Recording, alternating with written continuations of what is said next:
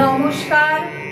কবি সুনীল গঙ্গোপাধ্যায়ের কবিতা কেউ কথা রাখেনি।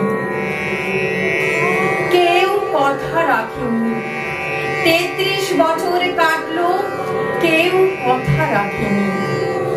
ছেলেবেলায় বষ্টমী তার আগমনী গান হঠাৎ থামিয়ে বলেছিল, শুক্লা দ্বাদশীর দিন অন্তরাটুকু শুনিয়ে যাবে।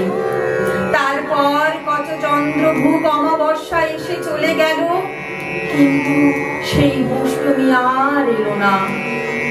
২৫ বছর প্রতীক্ষায় আছি। মামা বাড়ির মাঝি নাদের আলী বলেছিল, বড় হও দাদা ঠাকুর, তোমাকে আমি ৩ প্রহরের বিল দেখাতে নিয়ে যাব। সেখানে পদ্ম ফুলের মাথায় সাপ আর ভ্রমর খেলা করে। নাদের আলী, আমি আর কত বড় হব?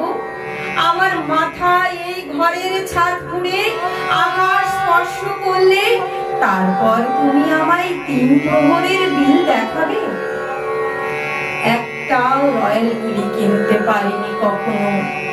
লাঠি লজেন্স দেখিয়ে দেখিয়ে চুষেছে লস্কর বাড়ির ছেলেরা।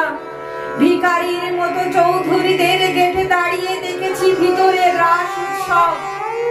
অবিরল রঙের ধারার মধ্যে সুবর্ণ কঙ্কন পরা ফর্সা রমণীরা কত রকম আমোদে হেসেছে। আমার দিকে তারা ফিরেও চায়নি। বাবা আমার কাছ ছুঁয়ে বলেছিলেন, দেখিস একদিন আমরাও। বাবা এখন অন্ধ, আমাদের দেখা হয়নি কিছুই। সেই রয়্যাল গুলি, সেই লাঠি লজেন্স, সেই রাস উৎসব আমায় কেউ ফিরিয়ে দেবে না। বুকের মধ্যে সুগন্ধি রুমাল রেখে বরুণা বলেছিল, যেদিন আমায় সত্যিকারের ভালোবাসবে সেই দিন আমার বুকেও এরকম আতরের গন্ধ হবে। ভালোবাসার জন্য আমি হাতের মুঠোয় প্রাণ নিয়েছি। দুরন্ত ষাঁড়ের চোখে বেঁধেছি লাল কাপড়। বিশ্ব সংসারে তন্ন তন্ন করে খুঁজে এনেছি ১০৮টা নীল পদ্ম।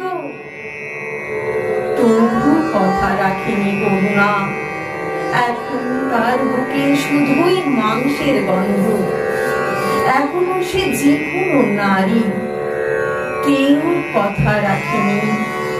৩৩ বছর কাটলো, কেউ কথা রাখে না। নমস্কার।